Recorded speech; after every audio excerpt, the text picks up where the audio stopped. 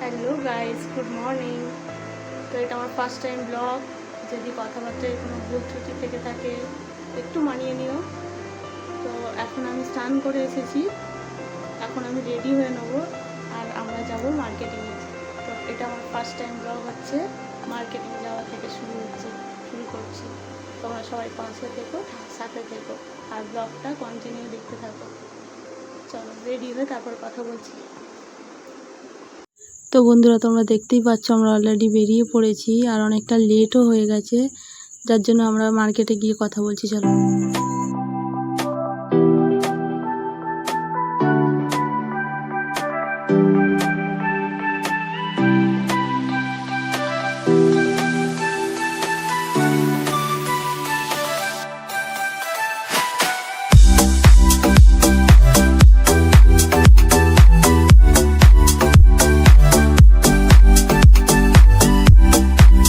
দেখো বন্ধুরা, শপিং করতে এসে এরকম একটা দৃশ্য দেখতে হবে আমরা ভাবতেই পারিনি, এতটা ভিড় ঠেলতে হবে আমরা ভাবতেই পারি, না হলে আসতাম না আজকের দিনটাইতে। তো চলো, অবশেষে আমরা উপরে উঠেই গেছি।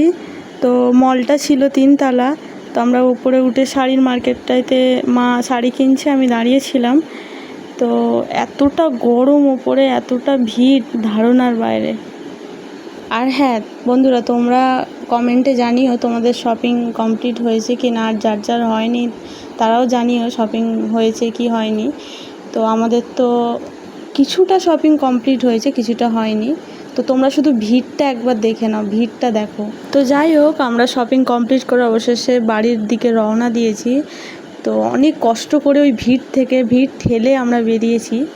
আর আস্তে আস্তে মাকে আমি বলছিলাম যে মা তাড়াতাড়ি বাড়ি চলো। আর তোমরা দেখতে পাচ্ছ ওয়েদারের অবস্থা, আজকে ওয়েদারটা খুব একটা ভালোও ছিল না আর খুব একটা মেঘলাও ছিল না, যার জন্য এতটা গরম হচ্ছিল আর এতটা কষ্ট হচ্ছিল। আর জানো তো বন্ধুরা, এই মার্কেটটা একমাত্র শুক্রবারে বসে।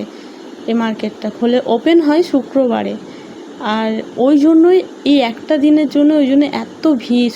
আর অলরেডি শপিং কমপ্লিট আর আমরা বাড়ির দিকে যাচ্ছিলাম। আমার মাকে বলছিলাম একটু ক্যামেরার দিকে তাকাও, মা একটু হাসছিল, দেখো যেহেতু ফার্স্ট টাইম তো একটু লজ্জা পাচ্ছিল।